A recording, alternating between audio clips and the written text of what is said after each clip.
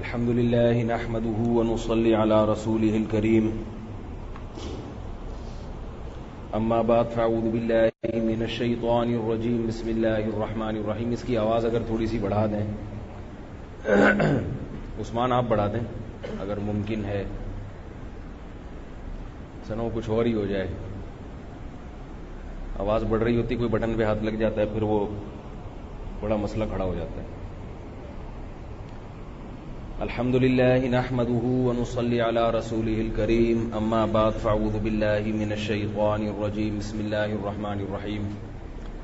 سورہ ملک کی تفسیر چل رہی تھی، لیکن وہ مشہور حدیث آ گئی 7 آدمی اللہ کے عرش کے سائے میں ہوں گے، اسی کی پھر تفصیل میں چلا گیا، تو وہ جلدی سے کوشش کرتا ہوں آج میں وہ حدیث مکمل کر دوں.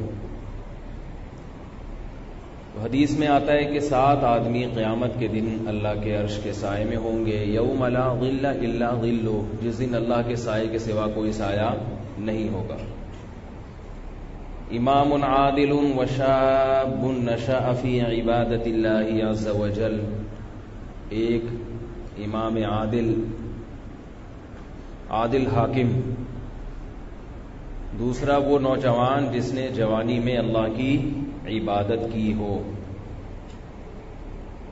وَرَجُلَانِ يَتَحَابَّانِ فِي اللَّهِ اجْتَمَعَا عَلَيْهِ وَتَفَرَّقَا عَلَيْهِ،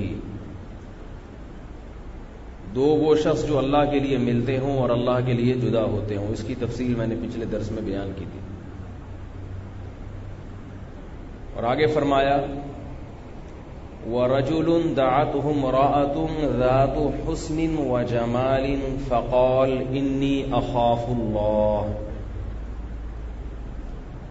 وہ شخص جسے خوبصورت اور مالدار عورت زنا کی طرف بلائے اور یہ شخص جواب میں کہے کہ میں اللہ سے ڈرتا ہوں. یہ بہت اہم حدیث ہے اور اس میں ہمیں بہت سارے اسباق ملتے ہیں. ایک بات یاد رکھیں کہ قرآن اور حدیث کو سمجھنے کے لیے ایک اصول ذہن میں رکھیں کہ قرآن جزئیات کے ضمن میں اصول اور قواعد اور کلیات بیان کرتا ہے. گاڑی اردو ہے مجھے پتا ہے، ابھی اس کی تشریح کروں گا میں انشاءاللہ. قرآن جزئیات بیان کرتا ہے اور اس کے ضمن میں اصل میں وہ جزئیہ مقصد نہیں ہوتا، بلکہ ایک لا بیان کر رہا ہوتا ہے، ایک قانون بیان کر رہا ہوتا ہے. اس کی مثال دیتا ہوں. والدین کے حقوق کے بارے میں قرآن میں کیا آتا ہے؟ وَلَا تَقُلْ لَهُمَا اُفٍّ، انہیں اف مت کرو. اب کیا یہ ایک لا ہے، قانون ہے؟ بولو بھائی، یہ قانون کی ایک شق کہہ سکتے ہیں اس کو، ایک جزیہ. اصل قانون یہ نہیں ہے. قانون یہ ہے کہ والدین کو تکلیف مت پہنچاؤ، یہ ہے لا، یہ ہے قاعدہ، یہ ہے قانون.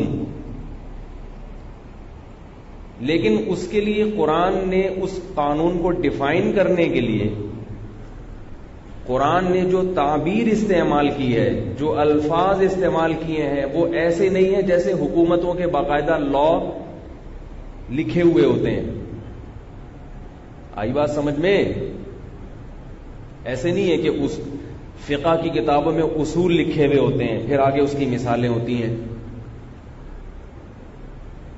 جو حکومتوں کے قوانین ہیں ان میں اصول لکھے ہوئے ہوتے ہیں، قواعد لکھے ہوئے ہوتے ہیں، آگے اس کی مثالیں لکھی ہوئی ہوتی ہیں. قرآن کیا کر رہا ہے؟ مثال دے رہا ہے اور اس کے ضمن میں قانون سمجھانا چاہ رہا ہے. الٹا حساب کتاب ہو رہا ہے. یہ بہت ہے قرآن میں. جو لوگ قرآن کے اس مزاج سے، قرآن اور حدیث کے اس مزاج سے واقف نہیں ہیں، وہ بڑی ٹھوکریں کھاتے ہیں. سمجھ رہے ہو؟ وہ کیا کرتے ہیں؟ ٹھوکریں کھاتے ہیں. میں ایک مثال قرآن سے دوں گا اور ایک مثال حدیث سے دوں گا. مثالیں تو اس پہ بہت ہیں مثالیں. اب دیکھو، اصول یہ بیان کرنا تھا قرآن نے کہ والدین کو تکلیف مت دو. آگے مثال ہونی چاہیے تھی جیسے ان کو اف بھی مت کرو، جیسے ان کو گالیاں بھی مت دو، لہذا ان کو ٹھکائی بھی مت لگاؤ، ان کو مارو پیٹو بھی مت. لیکن قرآن نے اس لا کو، قاعدے کو، کلیے کو بیان نہیں کیا، مثال بیان کر دی، ان کو اف مت کرو. یہاں کوئی بیوقوف اور پاگل اگر یہ کہے کہ قرآن میں یہ تو لکھا ہوا ہے کہ اف کرنا حرام ہے، یہ کہیں بھی نہیں لکھا ہوا ہے کہ جوتے مارنا بھی حرام ہے، اس سے بڑا پاگل، بیوقوف اور احمق دنیا میں کوئی ہوگا؟ بول لو یار، ایک تو بولنے کا نا آپ لوگ سیکھ لو. نہیں ہوگا نا. میں جب مدرسے میں پڑھاتا ہوں نا، طلبہ سے پوچھیں، میں جب ان کو پڑھاتا ہوں تو تمام طلبہ کی توجہ اپنی طرف رکھتا ہوں. میرے گھنٹے میں الحمدللہ کوئی طالب علم سو نہیں سکتا، اور اگر میں خود ہی اس سے چشم پوچھی سے کام لوں تو ایک الگ بات ہے، ورنہ سونے نہیں دیتا میں. وجہ اس کی یہ ہے کہ جب تک آئی کانٹیکٹ مضبوط نہیں ہوگا اور کرنے والے، بیان کرنے والے اور سننے والوں کا آپس میں رابطہ مضبوط نہیں ہوگا تو پھر یہ بیان نہیں بنے گا، بلکہ یہ ایک لیکچر بن جائے گا یونیورسٹی کا. پروفیسر صاحب آئے، ایک لیکچر دے کے نکل لیا، ان کو پیسے مل گئے، ہمیں تو اس کے پیسے نہیں ملتے، ہمیں اس کے پیسے نہیں، ثواب کی امید لگا کے بیان کر رہے ہیں. تو یہ بھی بر صغیر کے علماء کی قدر کرو. یہ فری پھوکٹ میں اتنے دین کے کام کرتے ہیں. حضرت مفتی ابو لبابہ صاحب بیرون ملک سفر پہ گئے، عرب ملکوں میں سفر کیا تو دیکھا قاری صاحب 2 گھنٹے بچوں کو پڑھا رہا ہے اور ہزاروں ریال، سینکڑوں ریال تو اس کی تنخواہ ہوتی ہے، پاکستانی لحاظ سے لاکھوں بن جاتے ہیں، مصر میں، ترکی میں، ہر جگہ. تو وہاں ایک قاری صاحب نے پوچھا کہ یہ کیا مسئلہ ہے کہ یعنی آپ لوگ جو ہے نا بر صغیر کے علماء، مفتی ابو لبابہ صاحب سے پوچھا آپ چھٹی کس دن کرتے ہیں؟ مفتی صاحب نے فرمایا جو چھٹی کا دن ہے نا، اس سب سے زیادہ کام میں اس دن کرتا ہوں. حضرت مفتی ابو لبابہ صاحب جو ہمارے استاد ہیں، چھٹی کے دن سب سے زیادہ کام چھٹی والے دن کرتا ہوں، انہوں نے فرمایا. اور یہ فرمایا کہ آپ لوگوں کے ہاں قاری 2 گھنٹے پڑھا کے جو تنخواہیں لے رہے ہیں، ہمارے ہاں قاری 12 گھنٹے پڑھاتا ہے اور 6,000 7,000 8,000 یہ اس بیچارے کی تنخواہیں ہوتی. اسی طرح مدارس میں جو اساتذہ ہیں جو پڑھا رہے ہیں، ان کی بہت محنت ہوتی ہے. میں جب مدرسے میں گیا، موضوع چینج نہ ہو جائے یار، جلدی سے چھوٹا سا سنا کے بس آگے نکلتا ہوں. میں جب مدرسے میں گیا پڑھنے کے لیے، دارالفتاء والارشاد حضرت مفتی رشید احمد صاحب رحمہ اللہ کا مدرسہ تھا، تو 8 یا 9 طالب علم ہوا کرتے تھے اس وقت. 9واں یا 10واں میں ہوں گا. 9واں کہہ لیتے ہیں، ویسے بھی 9واں تھا، وہ پرانے تھے، میں کیا تھا؟ میں 9واں تھا. تو فرض کر لو میں ویسے بھی 9ویں نمبر پر تھا. تو انہوں نے کہا 9واں آیا ہے 9واں آیا ہے. تو میں جب گیا تو میرا خیال یہ تھا، کیونکہ ہم ہفتے رہتے تھے، ہفتے کے بعد گھر آتے تھے، 24 گھنٹے کی چھٹی ملتی تھی، وہ بھی 24 گھنٹے میں آنے جانے میں ہی 2-3 گھنٹے ضائع ہو جاتے تھے. تو جب میں وہاں مدرسے میں گیا تو میرا خیال یہ تھا کہ یونیورسٹیوں کی طرح صبح سے دوپہر تک کلاسیں ہوتی ہوں گی، اس کے بعد آرام کرتے ہوں گے، کھانا وانا کھاتے ہوں گے، پھر اپنا پڑھتے پڑھاتے عصر کے بعد پھر چھٹی، پھر کھیل کود کیا، مغرب کے بعد گپ شپ ہوئی، عشاء کے بعد سو گئے یا گپیں ماری، ادھر ادھر گھومے، کسی نے پڑھنا ہے تو پڑھ لے. میرا یہ خیال تھا. میں گیا تو میں نے دیکھا فجر کی نماز کے بعد تھوڑی دیر ناشتے کا ٹائم، اس کے بعد کلاسیں شروع. وہ کلاسیں چل رہی ہیں جناب، پڑھائی، اور اساتذہ بڑی محنت کر کے آتے تھے. ہم نے تو اسکولوں میں پڑھا نا، اسکول میں استاذ پڑھا ہی نہیں رہا، ادھر ادھر کی باتیں کر رہے ہیں، اور جو پڑھا رہے ہیں ان کی خود تیاری نہیں ہے. تو ہم جتنے استاذ ہم نے دیکھے بہت پریپریشن کے ساتھ آتے تھے، خوب تیاری ہوتی تھی ان کی، سبق پہ بڑی مضبوط ان کی گرفت ہوتی تھی. تو وہ پڑھاتے تھے. اس کے بعد ظہر سے پہلے کھانا ہوا، اس کے بعد کھانے کے بعد پونے گھنٹے کا قیلولہ ہوا، پھر ظہر کی نماز ہوئی، پھر بیٹھ جاؤ کتابیں لے کے. اب عصر تک تکرار چلے گی. تکرار کا مطلب صبح 6 کتابیں اگر پڑھی ہیں تو وہ 6 کتابیں 2-2 3-3 طالب علم جتھا بنا کے بیٹھ جائیں گے. استاذ نے جو کچھ پڑھایا ہے اس کو آپس میں بحث کریں گے، تکرار کریں گے، سمجھیں گے اور ایک دوسرے کو سمجھائیں گے. بھئی یہ سبق تھا، یہ ہے کتاب اور اس میں یہ لکھا ہے اور یہ ایسے چلے عصر تک. عصر سے مغرب تک چھٹی، لیکن اس چھٹی میں بھی حضرت کا اصلاحی بیان ہوتا تھا تو ہم اس میں بیٹھتے تھے. مغرب سے 15-20 منٹ پہلے ہماری چھٹی ہوتی تھی. پھر مغرب کے بعد مطالعہ، یعنی کل جو سبق ہم نے پڑھنا ہے اس کی پہلے سے طالب علم خود تیاری کرنا شروع کر دیتا تھا. یہ لازمی تھا، کیونکہ ہمارا سبق پڑھنے کا طریقہ اسٹائل یہ تھا کہ جیسے آج استاذ نے ایک سبق پڑھانا ہے تو استاذ پڑھانے سے پہلے ہم سے وہ سنتے تھے. بہت مشکل ہو گیا بھائی سمجھانا. یعنی استاذ پڑھانے کے بجائے پہلے ہم استاذ کو پڑھاتے تھے. وہ نہیں آ رہی نا؟ یعنی جیسے کل کا جو سبق ہے نا، تو ہماری ذمہ داری تھی کہ بھائی پہلے خود سے اس کتاب کو سمجھو کہ کیا لکھا ہے، خود سمجھنے کی کوشش کرو، استاذ پر نہیں چھوڑو، کیونکہ اس سے صلاحیت بڑھے گی، کتابوں کو سمجھنا آئے گا. خود سے سمجھنے کی کوشش کرو. خود سے سمجھنے کی کوشش میں یہ تھا کہ جو سمجھ میں آ جائے ٹھیک ہے، جو نہیں آ رہا وہ استاذ سے پڑھنا ہے. ورنہ طوطے کی طرح استاذ آئیں اور سبق پڑھا کے چلے جائیں اور آپ رٹتے رہو تو کچھ بھی نہیں آتا. اس وہیں کے وہیں جہاں چلے تھے وہیں کے وہیں. تو اب ہم پھر مغرب سے عشاء تک تیاری کرتے تھے. جو کل کتابیں پڑھنی ہیں ان کی پریپریشن ہو رہی ہے، تیاری ہو رہی ہے، مطالعہ ہو رہا ہے. عشاء سے پہلے کھانا ہوا، تھوڑی دیر پہلے کھانا ہوا، پھر نماز ہوئی، نماز کے بعد پھر بیٹھ گئے کتابیں لے. پھر وہی، کیونکہ 6 کتابیں حل کرنی ہیں تو وہ پھر تیاری کرتے کرتے کرتے کرتے بعض طلبہ 2-2 ڈھائی بجے تک بیٹھے رہتے تھے. پھر تہجد کے لیے بھی اڑ جاتے تھے. میرا معمول تھا 11 بجتے ہی بستر بچھاؤ، کیونکہ ہم کالج سے آئے ہوئے لوگ تھے، افورڈ نہیں کر پا رہا تھا میں یہ سب کچھ. کیونکہ ہم نے ایس ایم سائنس کالج کا ماحول بھی دیکھا تھا. ہم جب کالج میں جاتے تھے، صبح گھر سے نکلے گپے مارتے ہوئے، بھائی آدھا 1 گھنٹے میں کالج پہنچتے تو راستے میں گپ شپ بہت ہو جاتی تھی، انٹرٹینمنٹ. پھر وہاں جا رہے ہیں تو گولے گنڈے والا بھی راستے میں آ رہا ہے، خربوزے والا بھی آ رہا ہے، تھوڑا تھوڑا ٹچ کیا سب سے، خربوزے بھی کھائے تھوڑے سے، سردا گرما کی پلیٹیں بھی گنے کا جوس بھی پیا. کالج پہنچے تو پتہ ہی نہیں آج کدھر کون سی کلاس میں بیٹھے، احتیاطاً کلاس ختم ہونے سے پہلے آدھا گھنٹہ پہلے نکل لیا. پھر راستے میں گنے کا جوس پیا، انٹرٹینمنٹ. پھر آئے، پھر کرکٹ کھیلنا شروع کر دیا. کبھی سوئے تو ایسے کہ پولیس بھی آگے اٹھائی، پولیس سے بھی نہیں اٹھی، عصر تک سوتے رہے. پھر فٹ بال کھیلنے چلے گئے، کبھی کرکٹ کھیلنے چلے گئے. پھر مغرب کے بعد سوچا کچھ پڑھ لیں. گھر والوں نے اگر دھنائی لگا دی تو پڑھ لیا، ابا اماں نے کوٹ دیا پیٹ دیا پڑھ لیا، نہیں تو ایسے ہی چل رہا تھا صاحب. تو اب اس ماحول سے ایک دم میں جب ادھر آیا، میں نے کہا بھائی صبح 4 بجے اٹھ کے بیٹھے ہوتے تھے پھر طلبہ کتابیں 4 بجے صبح اٹھ کے بیٹھے ہوتے تھے کتاب لے کے. میں نے کہا یہ تو پہلے دن میرا خیال یہ تھا کہ عشاء کے بعد نا گپ شپ کا ماحول بنے گا، عشاء کے بعد ان کی کوئی بیٹھک ہوگی جس میں گپے ماریں گے، لطیفے شاعری یہ وہ. عشاء کے بعد پھر بیٹھ گئے. تو میں تو ترستا تھا کہ جمعرات کو چھٹی ہو میں گھر جاؤں، اور پھر جمعے کو واپس آتے ہوئے ایسا لگ رہا ہوتا تھا کہ جیسے جیل میں لے جا رہے ہیں کسی کو.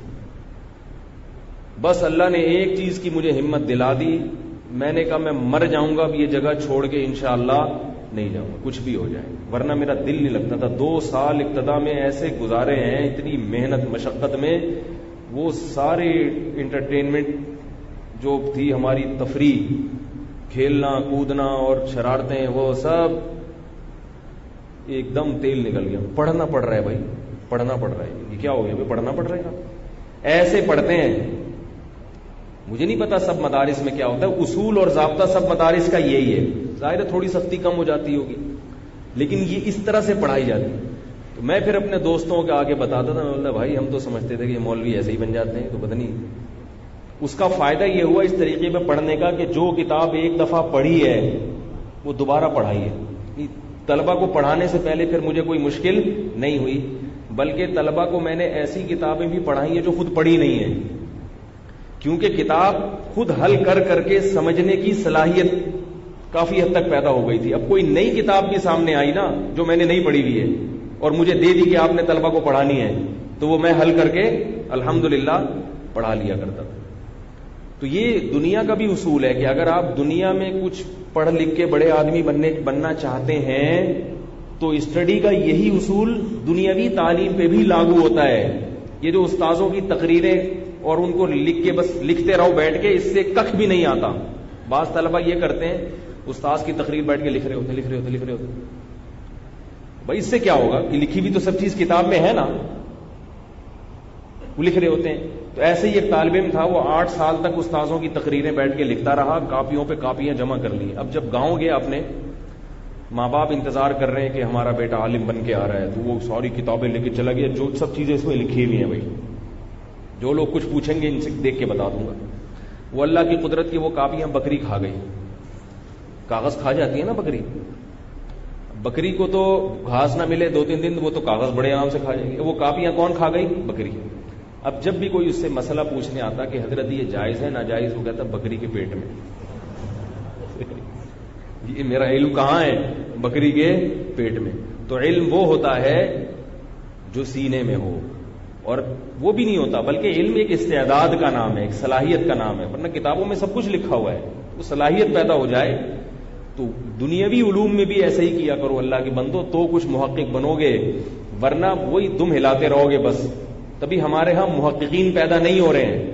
جو تھیوری وہاں سے آ جائے, ڈارون کی تھیوری آ گئی تھی نا, سب یونیورسٹیوں نے اس کو لے کے پڑھانا شروع کر دیا. کسی کو اتنی توفیق نہیں ملی کہ اس کو یہ دیکھیں کہ یہ اسلام کے تو خلاف ہے, عقل کے بھی خلاف ہے. تو اپنی جب ریسرچ نہیں ہوتی نا, پھر ایسا ہی ہوتا ہے. خیر, کہاں سے کہاں بات چلی گئی, تو میں کیا بات کر رہا تھا؟ ہاں, میں یہ عرض کر رہا تھا کہ قرآن کیا کرتا ہے کہ مثالوں کے ضمن میں اصول اور ضابطے بیان کرتا ہے. مثال ہوتی ہے لیکن وہ مثال مراد نہیں ہوتی. اب اس اصول کو سمجھانے کے لیے میں مثال دے رہا ہوں قرآن کی, وَلَا تَقُلْ لَهُمَا اُفٍّ. اب دیکھو قرآن میں کیا کہا ہے کہ اف کرنا منع ہے. کیا اس سے یہ مراد ہے کہ صرف اف کرنا منع ہے بھائی؟ اصل میں یہاں ضابطہ اور لا کیا بیان کیا جا رہا ہے؟ تکلیف دینا منع ہے. اس کے لیے قرآن نے مثال کیا دی؟ اف کی. اب اگر کوئی کہے نا کہ جوتے مارنا جائز ہے تو پاگل ہوگا, بڑا بیوقوف ہوگا. ہم کہیں گے اسی آیت سے یہ ثابت ہوتا ہے کہ گالیاں دینا بطریقے اولا حرام ہے. رہا یہ, اس سے یہ بھی پتہ چلتا ہے کہ جو لوگ ہر چیز پہ قرآن حدیث سے دلیل مانگتے ہیں وہ بھی پاگل ہیں. ان کو فقہا کے اصول اور قرآن و حدیث سے مسائل کے استنباط کا طریقہ معلوم نہیں ہے. میں قضائے عمری کی مثال دیتا ہوں نا, کہتے ہیں قضائے عمری پہ کوئی دلیل بتاؤ.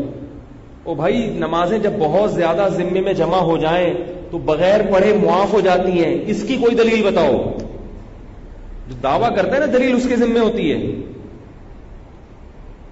قرآن نے روزے کی مثال دی, حدیث میں نماز کی مثال ہے, کہ جہاں بھی مثالیں آتی ہیں تو قضا بھی پڑھی ہے نبی صلی اللہ علیہ وسلم نے. کبھی ایسا نہیں ہوا کہ صرف توبہ کر لی ہو. تو اس میں یہ میرا کلپ اس پر JTR میڈیا پہ میں نے یہ مسئلہ بیان کیا, تو وہاں اس کے قضاء عمری کی آپ تفصیل دیکھ سکتے ہیں. تو میں بھی اس موضوع کی طرف نہیں جاؤں گا.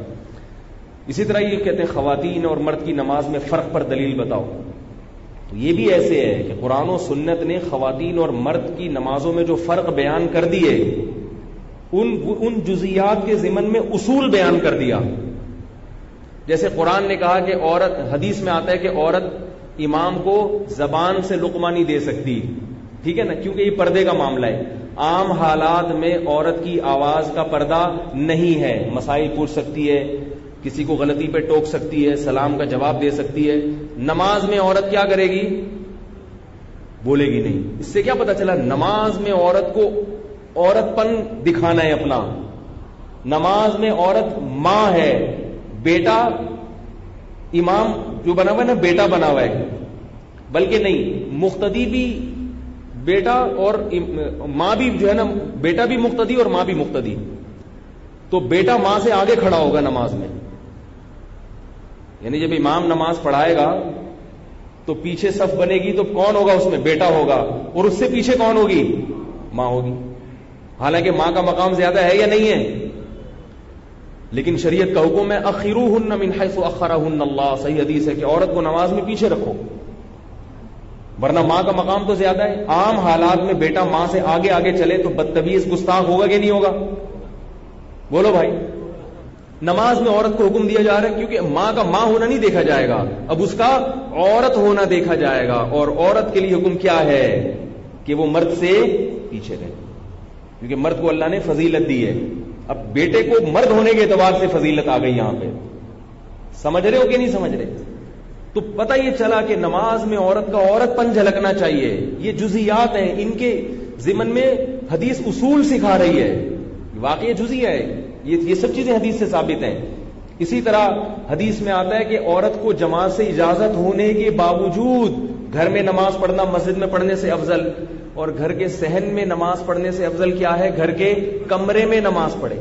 حالانکہ صحن میں دیکھنے والا کوئی نہیں ہے, اپنا گھر ہے, کوئی نامحرم نہیں ہے.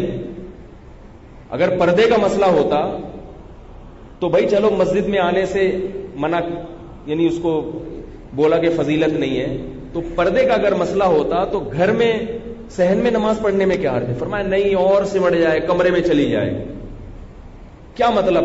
نماز میں عورت کا عورت ہونا, نماز میں عورت چہرہ کھول سکتی ہے, باقی جسم نہیں کھول سکتی, چاہے کوئی دیکھنے والا نہ بھی ہو.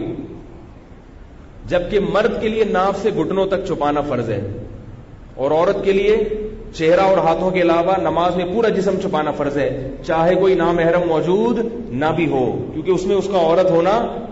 اسی سے فقہاء نے استدلال کیا, تمام فقہاء نے, کہ نماز میں عورت مردوں کی طرح چوڑی ہو کے رکوع نہیں کرے گی اور مردوں کی طرح سجدہ کھلے ڈلا نہیں کرے گی, کیونکہ یہ عورت کی حیا کے خلاف ہے. بالکل ایسے استدلال کیا جیسے رمل کا حکم حدیث میں آتا ہے کہ نبی صلی اللہ علیہ وسلم نے طواف کے پہلے 3 چکروں میں رمل کیا ہے, سینہ تان کے 3 چکر لگائے آپ نے. لیکن عورت کے لیے کیا حکم ہے؟ سینہ تان کے 3 چکر نہیں لگائے, چاہے رات کی تنہائی میں اکیلے بھی طواف کر رہی ہو. اب اگر کوئی کہے اس کی کوئی حدیث, ممکن ہے کوئی کل پیدا ہو جائے اور کہے حدیث میں کہیں بھی نہیں ہے کہ عورت جو ہے وہ رمل نہیں کرے.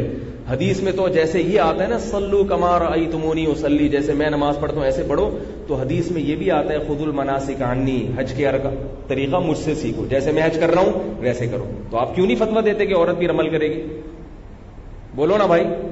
اس لیے کہ عبادت ہے اور اس میں عورت کو سمٹنا ہے. کہیں بھی حدیث میں نہیں ہے کہ عورت رمل نہیں کرے گی, مگر سب مانتے ہیں کہ عورت رمل کی اجازت عورت کو نہیں ہے. اسی طرح حدیث میں یہ جو سعی ہے صفا اور مروہ کی, اس میں عورت کو دوڑنے کی اجازت نہیں ہے, اجماع ہے امت کا. حالانکہ کسی حدیث میں دوڑنے سے منع نہیں کیا. جبکہ سنت جس کی زندہ کی جا رہی ہے وہ خاتون تھی, حضرت ہاجرہ تھی, وہ تو دوڑی تھی. تو خواتین کہہ سکتی تھی وہ تو عورت تھی, وہ جب دوڑی تھی تو ہمیں تو بطریقہ اولا دوڑنا ہے. نا نا نا نا نا نا, آپ نے دوڑنا نہیں, چلنا ہے, کیونکہ عبادت ہے اور عبادت میں حیا کا اظہار کرنا ہے. اب کوئی آپ سے کہا کرے نا کہ عورت اور مرد کی نماز کے فرق پر کوئی حدیث پیش کرو, تو آپ کہا وہ رمل عورت نے نہیں کرنا, اس پر کوئی صریح حدیث پیش کرو. عورت نے سعی نہیں کرنی, اس پر کوئی دوڑ کے صحیح نہیں کرنی, اس پر کوئی صریح حدیث پیش کرو. عورت نے لبیک آہستہ سے کہنا ہے, زور سے نہیں کہنا, اس پر کوئی صریح حدیث پیش کرو. تو اسی طرح یاد رکھو, اس پر بھی کوئی صریح حدیث اگر نہ بھی ہو کہ عورت مرد کی طرح سمٹ کے نماز, یعنی مرد کی طرح کھل کے نہیں بلکہ سمٹ کے نماز پڑھے گی, تو بھی یہ مسئلہ اسی طرح ہی ہے جیسے فقہا نے بیان کر دیا. کیونکہ فقہا مزاج نبوت کو زیادہ سمجھتے ہیں آج کے لوگوں سے. اور مسئلہ یہ ہے کہ ایک بار جب کسی مسئلے پر اجماع ہو جائے تو اس کی مخالفت نص قطعی کی مخالفت کہلاتی ہے, کیونکہ امت گمراہی پہ کبھی جمع نہیں ہو سکتی. صدیوں سے ہزاروں لاکھوں فقہا کا یہ فتویٰ چلا آ رہا ہے کہ عورت نماز پڑھے گی سمٹ کے, صدیوں سے. حتیٰ کہ اہل حدیث علماء جو قدیم ہیں ہندوستان میں, 150-200 سال پرانے آپ اگر علماء اٹھا کے دیکھیں تو وہ بھی اپنے فتاوی میں یہی لکھتے ہیں کہ عورت نماز پڑھے گی سمٹ کے. بعد میں یہ فتویٰ دیا گیا ہے کہ عورت مردوں کی طرح نماز پڑھی, بعد میں فتویٰ مارکیٹ میں آیا ہے, یہ پرانا نہیں ہے. تو جب بعد میں فتویٰ آئے گا تو ہم کہیں گے پہلے جب اجماع ہو چکا تو اب بعد کا فتویٰ معتبر نہیں ہے. بالکل اس کی مثال ایسے ہے, بعض لوگ کہتے ہیں کہ جب ایک عالم نے اس کے خلاف فتویٰ دے دیا تو اب اجماع کہاں رہا؟ اجماع تو ختم ہو گیا نا. تو اس کا جواب یہ ہے کہ ایک دفعہ جب اجماع ہو جائے تو بعد والا اس کے خلاف فتویٰ نہیں دے سکتا, دے گا تو وہ کل عدم ہوگا. یہ بالکل ایسے جیسے آج اگر کوئی فتویٰ دے دے کوئی عالم کہ عورت سعی میں دوڑے گی, تو ہم اس کو دلیل کیا دیں گے؟ بھائی اس پر تو اجماع ہے کہ دوڑے گی نہیں. تو وہ کہے میرے فتوے کی وجہ سے اجماع ختم ہو گیا. اس طرح تو پھر کبھی بھی اجماع دلیل بنے گا ہی نہیں, بنے گا ہی. تو اجماع کا مطلب کسی بھی دور میں جب مسلمان کسی مسئلے پر جمع ہو گئے تو اب وہ نص قطعی بن گئی. تراویح کا مسئلہ بھی ایسے ہے, صدیوں تک روئے زمین پر ایک مسجد بھی ایسی نہیں رہی جس میں 8 رکعت تراویح ہوتی ہو. علامہ شامی رحمہ اللہ نے لکھا ہے کہ مشرق مغرب ہر جگہ 20 رکعتیں ہو رہی ہیں. صدیوں سے یہ فتویٰ چلا, صدیوں سے مسلمانوں کا عمل اس پر چلا آ رہا ہے. خیر میں کہیں اور نکل لوں, واپس آ رہا ہوں. ابھی تراویح کا کلپ نہ بنا دیں اللہ کا واسطہ, یہ پورے دلائل نہیں ہیں. دلائل پر پھر بھی رمضان آنے دو, پھر اس پر بات کریں گے انشاءاللہ. تو بات کیا چل رہی تھی کہ قرآن جزیات کے ضمن میں کیا بیان کرتا ہے؟ اصول. فقہا پھر وہاں سے استنباط کرتے ہیں, مزید مسائل کا استخراج کرتے ہیں. وہ مزید مسائل قرآن و سنت میں صراحتاً مذکور نہیں ہوتے, لیکن فقہا اس سے استنباط کرتے ہیں, کیونکہ یہ دین قیامت تک کے لیے آیا ہے نا. تو لا اور اصول بیان ہو جائیں گے, آگے اس سے استخراج کرتے رہے. اور بے وقوف آدمی کہے گا ہر چیز پہ کیا دکھاؤ؟ حدیث دکھاؤ. تو اس کا الزامی جواب یہ ہوتا ہے کہ آپ اس سے کچھ ایسے مسائل پوچھ لیں اور پوچھیں کہ اس پہ حدیث دکھاؤ. بہت ساری چیزوں پہ حدیثیں نہیں ہیں. خیر, تو اب یہ قرآن نے کیا کہا؟ وَلَا تَقُل لَّهُمَا اُفٍّ, والدین کو اف مت کرو. تو یہ اصول کیا بیان کر رہے ہیں؟ تکلیف نہ دو. اب ایک سوال پیدا ہوتا ہے کہ اس کی ضرورت کیا تھی؟ بھائی دنیا کا اصول یہ ہے کہ لا بیان کیا جاتا ہے تاکہ یہ اتنی لمبی چوڑی تقریروں کی ضرورت پیش نہ آئے. قرآن اگر پہلے ہی قانون بیان کر دیتا کہ ماں باپ کو تکلیف مت دو, ایک لا بیان کر دیتا, تو پھر یہ مجھے اتنی لمبی تقریر کی ضرورت پڑتی؟ قرآن نے کہا اف مت کرو. بات ہے کہ قرآن ہے بلاغت کی کتاب. قرآن ٹیکنیکل اسٹائل میں اصول سمجھاتا ہے, ٹیکنیکل انداز میں. قرآن اگر یہ کہہ دیتا کہ والدین کو تکلیف مت دو, تو تکلیف کو ڈیفائن کرنے میں ہر آدمی کا اختلاف ہوتا. آئی بات سمجھ؟ بعض کہتے ہیں چھوٹی موٹی تکلیف جائز ہے. تکلیف سے مراد, اب اصول فقہ کے قواعد آ رہے ہیں کہ مطلق سے جب کوئی لفظ بولا جاتا ہے تو فرد کامل مراد ہوتا ہے اس سے. جب کسی لفظ کا آپ استعمال کریں اور اس میں قیدیں نہ لگائیں تو مراد ہوتا ہے وہ اعلیٰ درجے. جس کی مثال سے میں اصول یہ والا اصول بھی مثال سے سمجھاتا ہوں.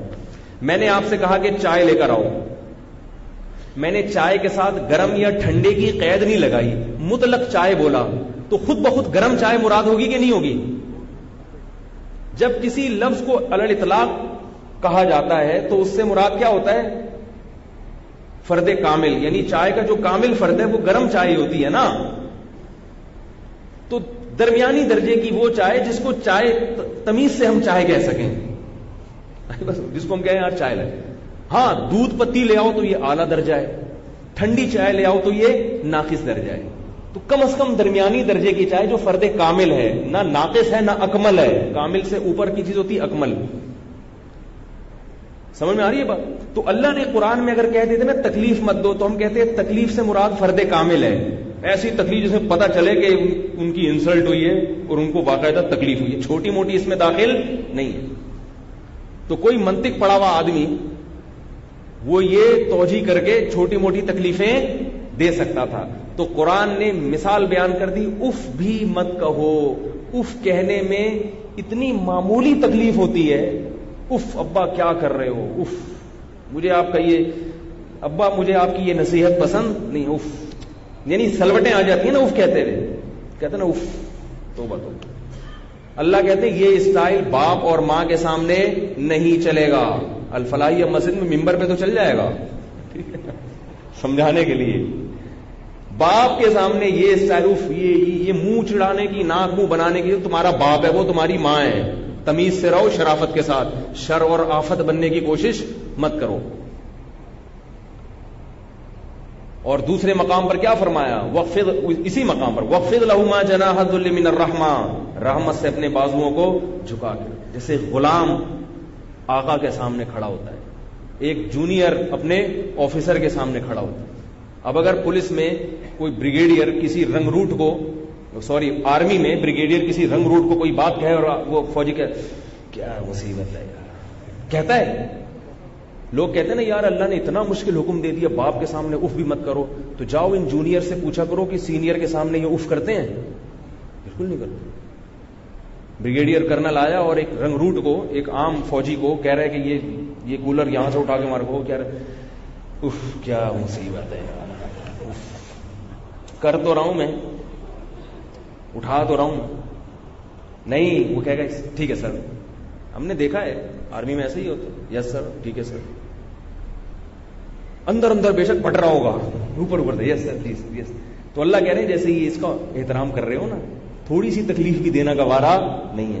تو باپ کا اس سے بولو یار زیادہ تمیز سیکھ جائے نا آج کا نوجوان تو بس ویسی جنت میں چلا جائے گا. آج تمیز کے علاوہ، اور پھر آج کل یوٹیوب پہ جس قسم کی چیزیں مارکیٹ میں آ رہی ہیں علم دین کے نام پر، وہ تھوڑی رہی صحیح تمیز اور بھی ختم کر رہی ہیں. کہتے ہیں بزرگوں کے کیڑے نکالو کیڑے، تو جب بزرگوں کے نکالے تھوڑے ابا کے بھی نکالنا شروع کر دے گا. کیا خیال ہے؟ ہم یہ کہہ رہے ہیں کہ بھائی کسی کا بزرگ ہونا مسلم ہو تو غلطیوں کی تعویل کرو، اور جس غلطی کی تعویل ممکن نہ ہو تو بولو بھائی انسان تھے، بشر تھے، غلطی ہو گئی. میں یہ تھوڑی کہہ رہا ہوں کہ ان کے کہنے سے غلط کو صحیح کہنا شروع کر دو، یہ کون کہہ رہا ہے؟ ان کی نیکیاں ان کی خطاؤں سے زیادہ ہیں. خیر، تو اب قرآن نے کیا کہ اف مت کرو، اس سے قرآن نے اصول سمجھا دیا کہ تھوڑی سی تکلیف بھی دینے کی اجازت نہیں ہے. اب آپ کہہ سکتے ہو قرآن یہ کہہ دے گا کہ تھوڑی سی تکلیف بھی نہ دو، تو بھائی ہر ایک کے تھوڑا اپنے حساب سے ہوتا ہے، ٹھیک ہے نا، وہاں پھر گڑبڑ ہو جاتی. بعض کہتے ہیں مکہ مار کے یار یہ تھوڑی سی تو ہے نا، جیسے مکے تو ہم صبح شام بازار میں کھاتے ہیں، ابا کو ایک لگا دیا تو کیا ہے. تو وہ تھوڑی اور زیادہ کے لفظ میں اختلاف ہوتا. قرآن نے مثال دی کہ جیسے اف کہنا، دوستوں کو صبح شام اف کہتے رہتے ہو، وہ تکلیف بھی محسوس نہیں ہوتی. باپ کو اف کہنے کی بھی اجازت نہیں ہے، ماں کے سامنے اف کہنے کی بھی اجازت نہیں ہے. اس لیے قرآن جزیات کے ضمن میں کیا بیان کرتا ہے؟ اصول، کہ اس سے اصول بہت اچھی طرح سمجھ میں آ جاتا ہے، آپ کے اچھوں کو بھی سمجھ میں آ جائے گا. لوگ کہتے ہیں نا بھئی یہ تو تیرے اچھے بھی سمجھیں گے. اب انشاءاللہ آپ کے اچھے بھی سمجھ گئے کہ قرآن ماں باپ کا کس قسم کا احترام کروانا چاہتا ہے. اگر انسان کے بچے ہو، مسلمان ہو تو کرو. یہ لوگ کہتے ہیں نا میرے سے نہیں ہوتا، بھائی نہیں ہوتا، کرنا پڑے گا.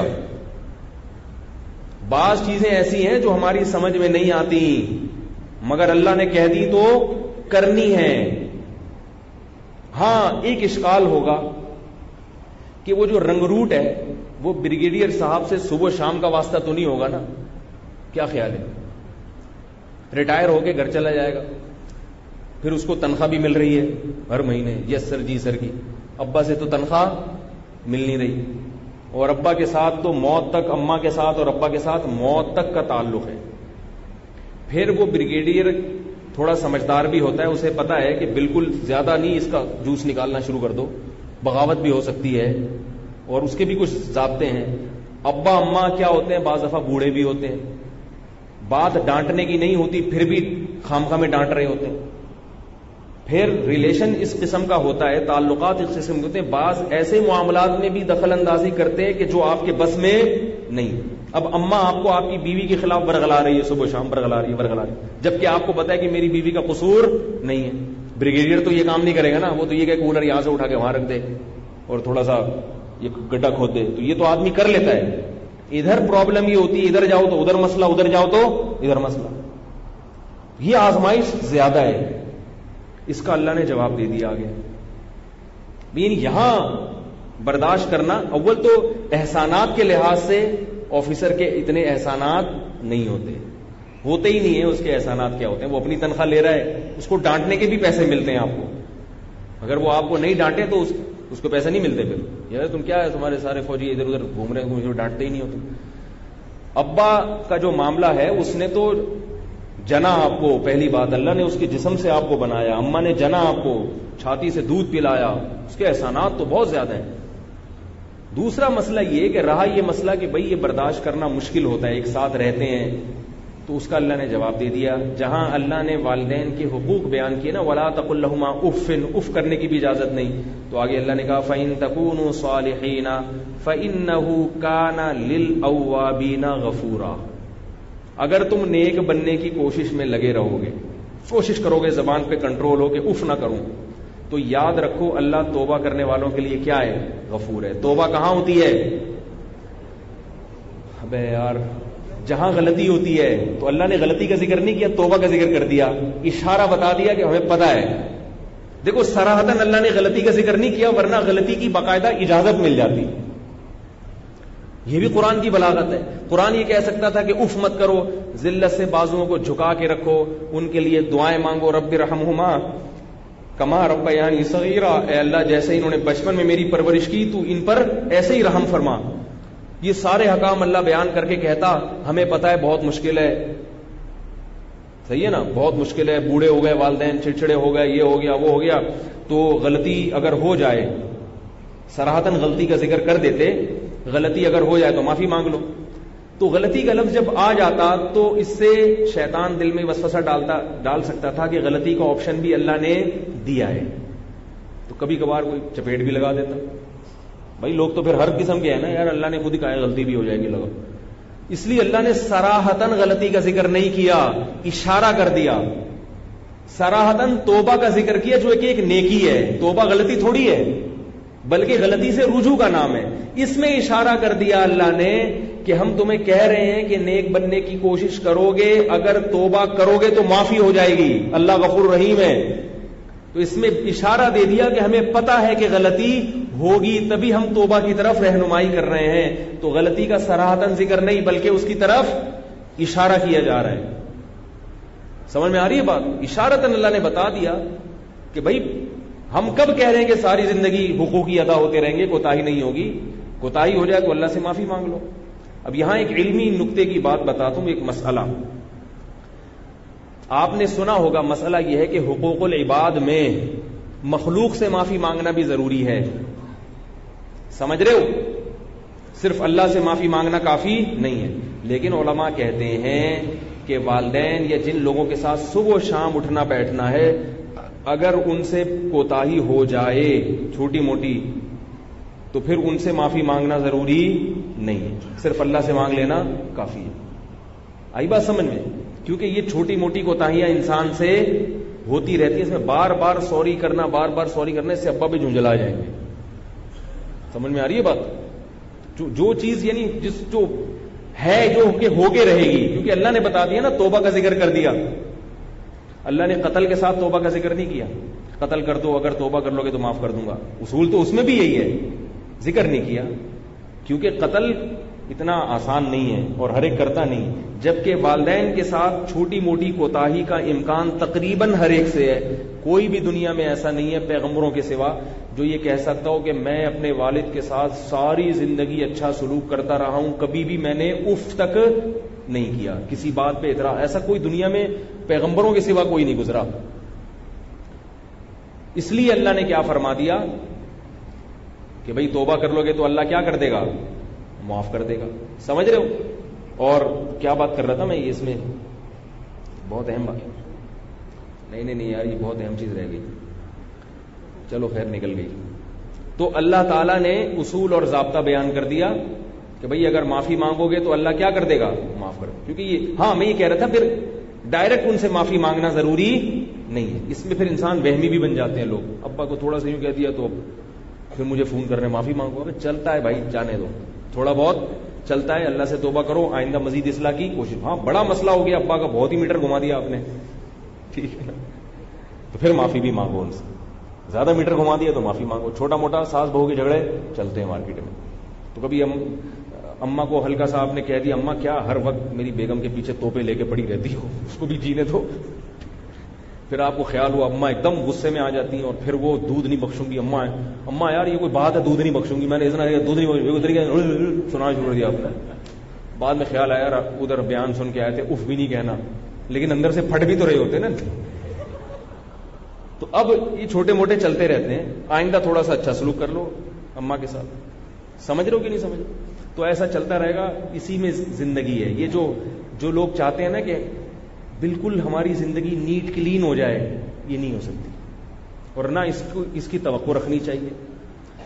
اور جو لوگ کہتے ہیں ہماری زندگی سے سارے غم ختم ہو جائیں، میری ماں میں اور میری بیگم میں محبت پیدا ہو جائے، جٹھانیاں ایک دوسرے کا احترام شروع کر دیں، اور نندیں اور بھابھیوں میں بہنوں جیسی محبت ہو جائے، اور میں ہنسی خوشی زندگی گزارنا شروع کر دوں، اس کو عیدی سینٹر میں لے جا کے جمع کرا دو ایسے آدمی، یا کسی عجائب گھر میں رکھ دو. سمجھ رہے ہو؟ یہ دنیا ہے، یہ جنت نہیں ہے. ادھر سب چلے گا، پٹے بازی، اور سب کے گھروں میں ہوں گی، علماء کے گھروں میں بھی، بزرگوں. لوگ پتہ نہیں مفتیوں کو، علماء کو سمجھتے ہیں ایسے فرشتوں جیسے حالات ان کے. او بھائی سب پٹے بازی. ہم بھی جب گھر جاتے ہیں کوئی بھروسہ نہیں ہوتا کیا ہو جائے گا. یہاں بیٹھ کے بڑے چیمپئن بنے ہوئے ہوتے ہیں، گھر کا کوئی بھروسہ نہیں ہے ابھی کیا کون سی توپ چلنے والی ہے. ایک دن میں نے بیوی کے حقوق اور اخلاق پر بیان کیا کہ بیوی کے سے بہت نرم لہجے میں بات کرو اور اخلاق. حضرت عائشہ کے واقعات سنائے. گھر گیا ہوں تو وہ موڈ آف تھا تو پھٹا ہو گیا. اب ہم 2 فٹ اچھل رہے ہیں اور تقریر اگر سنا رہا مجھے گیا ابھی بیان کیا کر کے آیا یار تو کوئی تجھے دیکھ لے گا تو. پھر ہم نے کہا چلتا ہے بھائی، مارکیٹ میں سب چلتا ہے تو سب چلتا ہے، کوشش کرو اچھا بننے کی. چلتا. اور یہ جو گلی محلے میں کبھی گھروں میں لڑنے کی آوازیں آ جاتی ہیں تو بھی کوئی اتنا نہیں بدگمان ہوا کرو. لوگ کہتے ہیں ابے کیسے نیچ گھٹیا لوگ ہیں، بہن بھائی ہو کے لڑ رہے ہیں. کوئی بات نہیں یار، چلتا ہے. گوشت کھاؤ گے تو لڑو گے لازمی. یہ مرغے کو 3 دن گوشت کھلا کے دیکھو، مرغا اچھل اچھل کے آپ کو کاٹنا شروع کر دے گا. جو گوشت کھائے گا گوشت کے اندر لڑائی کی صلاحیت اللہ. میں نے مرغیاں پالی بھی ہیں. میں مرغے کو روزانہ کھلا رہا ہوں، بڑی محبت سے مجھ سے استقبال کرتا تھا، آگے چپک جاتا تھا. میں نے کیا کیا، میں نے کہا میں مصنوعی چیز تو یہ فیڈ ویڈ بازار کی نہیں کھلاتا. تو میں نے کہا یار بیچارے کی کہیں کمی نہ ہو جائے کسی قسم کی، تو بازار سے میں نے تھوڑا سا گوشت لے کے کھلانا شروع کر دی. وہ گوشت کھانا شروع ہو گیا.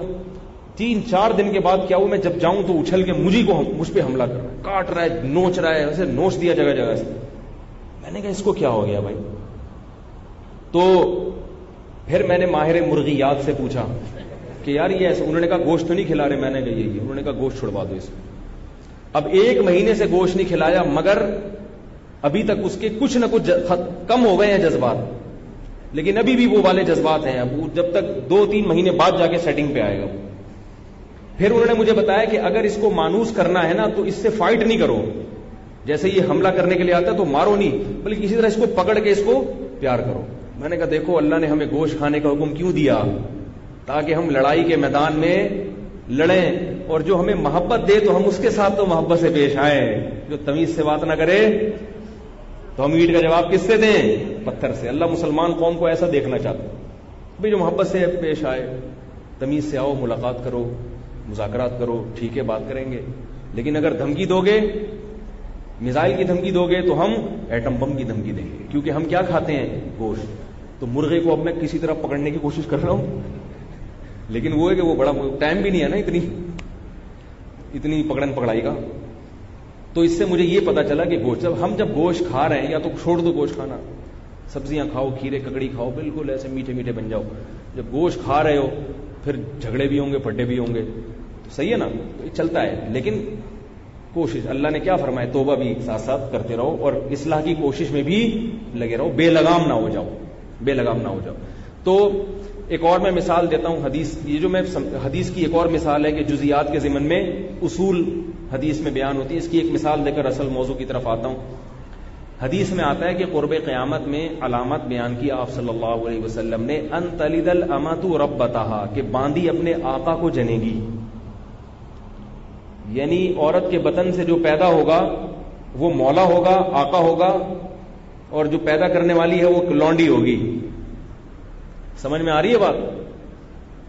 حالانکہ فقہ کا اصول ہے، اس پر اجماع ہے کہ عورت جس کو جنتی ہے وہ کبھی بھی مولا نہیں ہو سکتا. جب غلاموں کا دور تھا نا تو آپ نے اگر کوئی ایسا غلام خریدا جو آپ کا قریبی رشتہ دار ہے تو اس غلام پر آپ کی ملکیت نہیں آئے گی، فوراً آزاد ہو جائے گا. جب غلامی کا دور تھا نا تو اسلام نے رشتہ دار کو غلام بنانے کی اجازت نہیں دی ہے. جیسے کسی کا باپ غلام ہے، بیٹے نے باپ کو خریدا، جیسے ہی بیٹا باپ کو خریدے گا اس نیت سے کہ میرے غلام ہوگا، مگر باپ خود بخود آزاد ہو جائے گا، کیونکہ باپ بیٹے کا غلام نہیں ہو سکتا۔ اس طرح باپ نے اپنے بیٹے کو دیکھا کسی کا غلام ہے تو باپ نے وہ بیٹا خرید لیا کہ یہ بیٹا میرا غلام بن جائے گا، فوراً آزاد ہو جائے گا، کیونکہ بیٹا غلام، یعنی اس معنی میں غلام جو پہلے ہوا کرتے تھے، کیونکہ بیٹا تو خونی رشتہ ہے نا، تو اس کو ذلت شریعت برداشت نہیں کرتی کہ وہ غلام بن جائے۔ تو اسی طرح ماں کسی کو خرید لے یا کوئی اپنی ماں کو خریدے کہ میں لونڈی بنا لوں گا ماں کو، تو وہ لونڈی نہیں بنے گی بلکہ وہ خود بخود کیا ہو جائے گی؟ آزاد، کیونکہ شریعت اس کو برداشت نہیں کرتی۔ لیکن حدیث کے الفاظ عجیب ہیں کہ ماں جس کو جنے گی وہ ماں کا مولا ہوگا اور ماں اس کی لونڈی ہوگی، جو کہ شریعت میں ممکن ہی نہیں ہے۔ تو یہاں بھی شریعت نبی صلی اللہ علیہ وسلم اصول بیان کر رہے ہیں کہ قیامت میں الٹے الٹے کام ہونا شروع ہو جائیں گے، ایسے کام جس کا تصور بھی صدیوں سے نہیں ہوگا، وہ کام ہونا شروع ہو جائیں گے، فطرت سے بغاوت۔ ماں جس کو جنتی ہے وہ غلام تو ہو سکتا ہے، کیونکہ بیٹا اس مجازی طور پر تو ماں کا غلام ہی ہوتا ہے نا، ماں بیٹے کی لونڈی کبھی بھی نہیں بنی ہے، غیر مسلموں کے ہاں بھی نہیں ہوتی تھی۔ تو اس میں نبی صلی اللہ علیہ وسلم نے بتایا ایسا دور آئے گا بیٹا کس پر آرڈر چلائے گا؟ ماں پر۔ اور آج یہ بہت بڑے پیمانے پر شروع ہو گیا، گھر میں چل کس کی رہی ہے؟ باپ اور ماں کی نہیں چل رہی، اولاد کی چل رہی ہے۔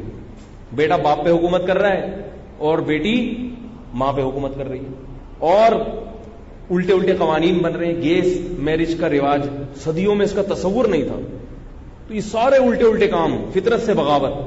تو یہ اصول حدیث میں کیا بتایا کہ فطرت سے بغاوت شروع ہو جائے گی، یہ قیامت کی علامت ہے۔ نیچر سے لوگ داڑیاں کاٹنا بھی یاد رکھو اسی میں داخل ہے، داڑھی کاٹنے میں زینت سمجھنا یہ بھی اسی میں داخل ہے۔ مرد عورت بننے کی کوشش، مردوں کے فیشن دیکھو آپ، بیوٹی پارلر میں بالکل لیڈیز بن کے نکل رہے ہیں، اور عورتیں کیا کر رہی ہیں؟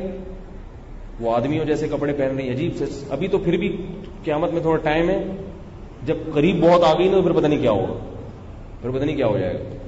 تو خیر، اب یہاں جو میں حدیث کی، یہ میں نے اتنا لمبا چوڑا اصول اس حدیث کو سمجھانے کے لیے بیان کیا کہ نبی صلی اللہ علیہ وسلم نے بیان فرمایا کہ 7 آدمیوں میں ایک وہ ہوگا جس کو خوبصورت عورت اور مالدار عورت زنا کی دعوت دے گی، اور اس نے کہا ہوگا کہ مجھے کس کا ڈر ہے؟ اللہ کا۔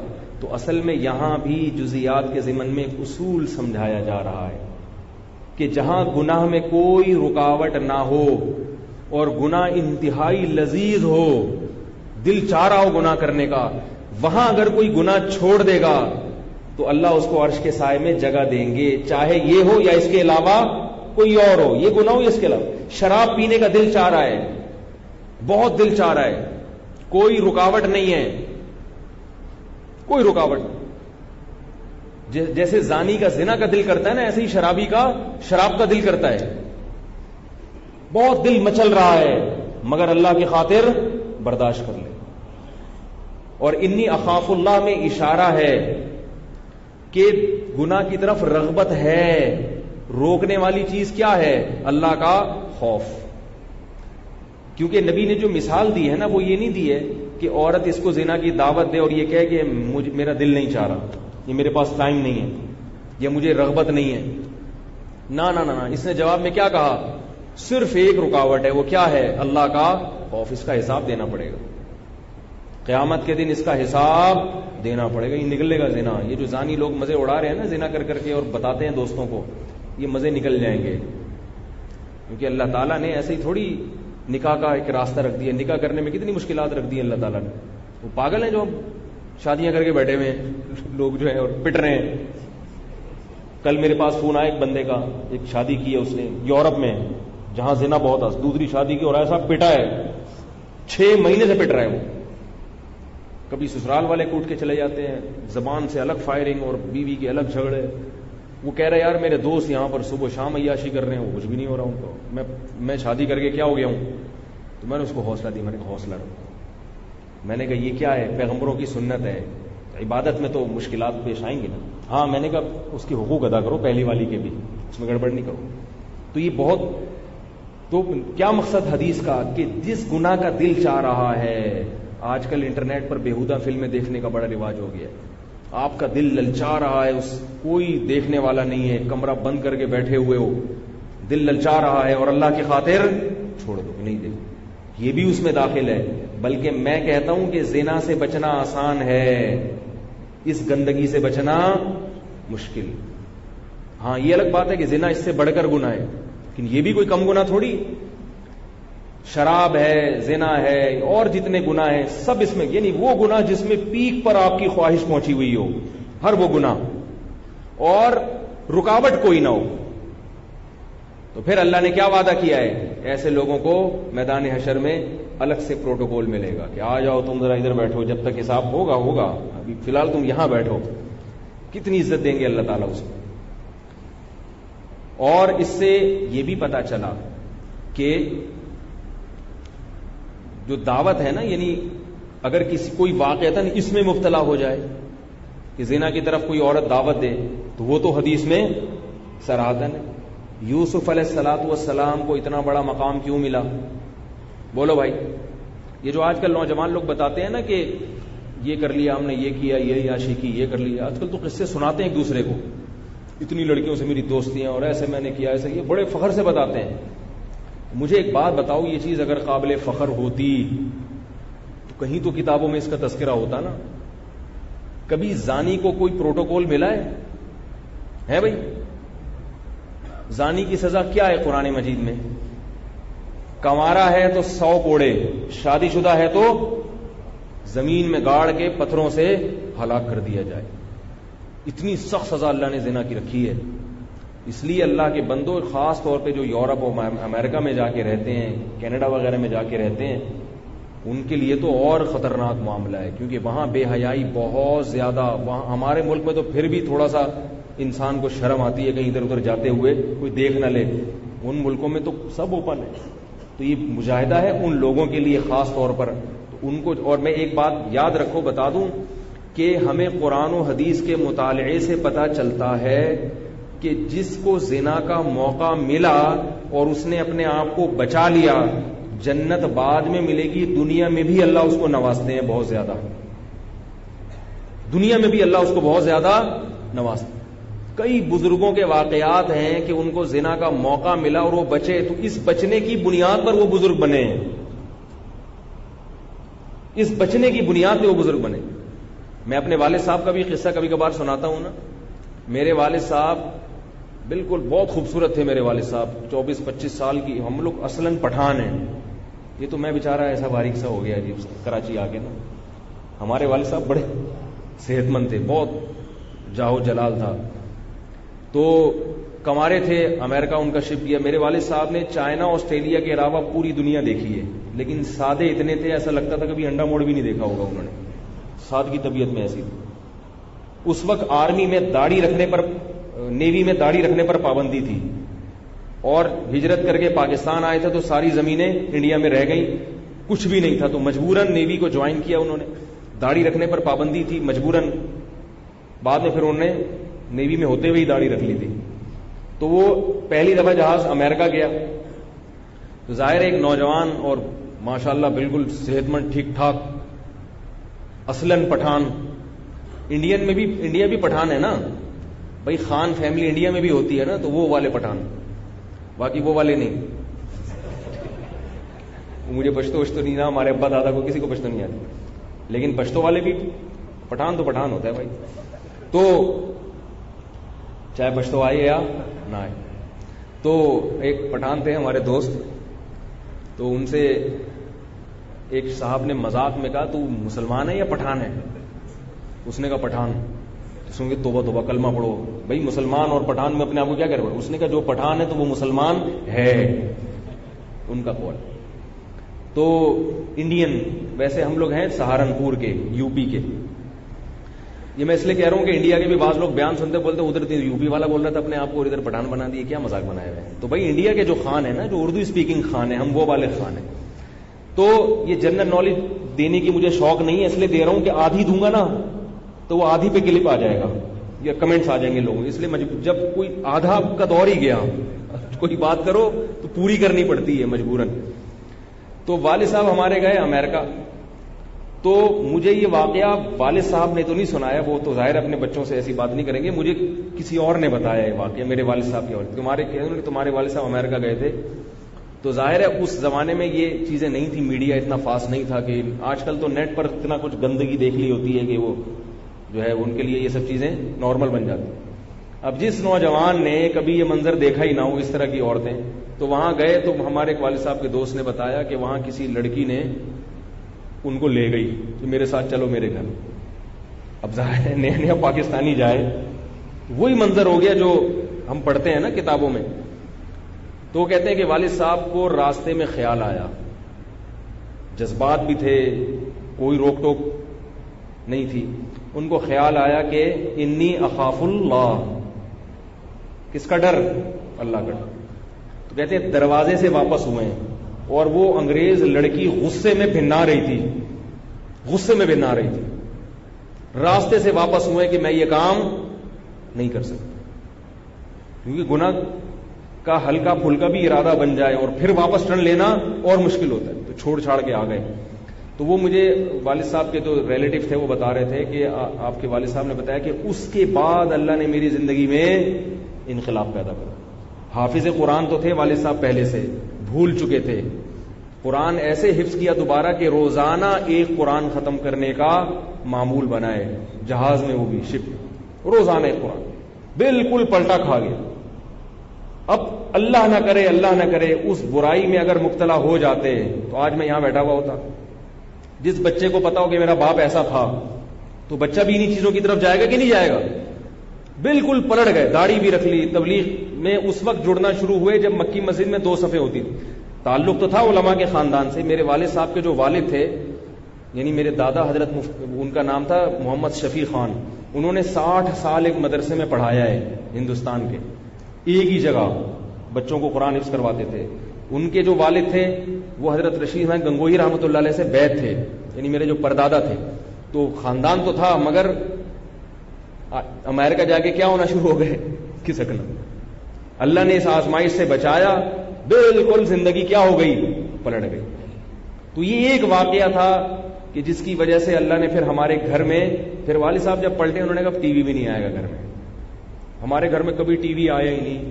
بچپن میں ہم پتلی گلی, اسی وجہ سے مجھے یاد ہے یہ جو میں بیان میں بار بار کہتا ہوں نا, پتلی گلی, ایک پتلی گلی تھی, وہاں سے نکل کے ہم ڈرامہ دیکھ کے آتے تھے, چپکے سے آگے ایسے بن جاتے تھے چہرے پہ آرٹیفیشل نور وور لگا کے نا, تاکہ ابا سمجھے ماشاءاللہ لگ رہا ہے کہ مدنی مسجد سے آ رہا ہے. تو وہ ایسے وہ ڈرامے بھی اس زمانے میں کیسے ہوتے تھے آپ کو پتہ ہے. تو لیکن خیر اس سے بھی اللہ نے چھڑوائی دی, مدرسے میں چلے گئے تو وہ بھی صحیح ہو گیا. تو یہ تو میرے والد صاحب کا واقعہ ہے. اس کے علاوہ بزرگوں کے واقعات ہیں. یوسف علیہ السلام کا دیکھو نا, چاروں طرف سے اس نے دروازے بند کر کے دعوت دی. یوسف علیہ السلام کے پاس تو بھاگنے کا کوئی راستہ ہی نہیں تھا. جب چاروں طرف سے دروازے بند ہوں اور ایک خوبصورت بادشاہ کی بیوی معمولی نہیں ہو سکتی, خوبصورت عورت دعوت دے رہی ہے, اب کیا رکاوٹ ہے, اور اسی گھر میں پلے بڑے ہیں.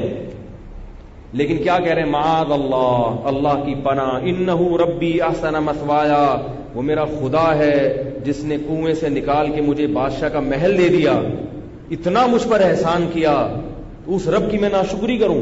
اللہ پوچھے گا نا کہ تو کنویں میں مر گیا تھا, پڑا ہوا تھا, اے یوسف میں نے مسافروں کو بھیج کے نکلوایا, پھر تو مصر کے بازاروں میں غلاموں کی طرح بک چکا تھا, میں نے تجھے بادشاہ کے محل تک پہنچا کے ایسی عزت دی اور ٹھکانہ دیا, اب کیا کر رہا ہے کہ تو میری نافرمانی کر رہا ہے. کیا فرمائے, معاذ اللہ, اور بار بار کہہ رہے. پھر ان عورتوں نے دھمکیاں دی ہیں کہ اگر اور بھی شہر کی عورتیں جمع ہو گئیں, جب یوسف علیہ السلام کو پہلے تو دیکھا نہیں تھا نا, قرآن کے الفاظ ہیں نا کہ وقال نسبۃ فی المدینۃ امرأۃ العزیز تراود